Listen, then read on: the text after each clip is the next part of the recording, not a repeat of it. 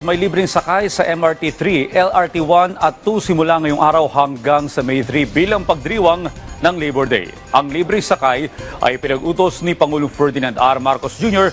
bilang pagkilala sa sakripisyo ng mga manggagawang Pilipino at nang mapagaan ang kanilang biyahe sa araw ng paggawa.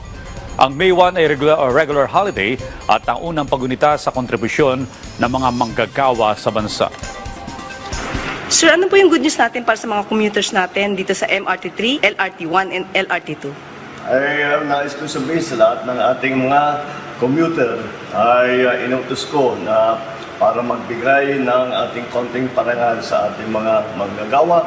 Ngayon na Labor Day celebration ay maging libre ang sakay sa MRT 3, LRT 1 and 2. Ito ay mula April 30 hanggang May 3. Ito ay bilang counting pagkilala sa sakripisyo at ang kontribusyon ng ating mga manggagawa, hindi lamang sa ating ekonomiya, kundi sa ating lipunan. Happy Labor Day!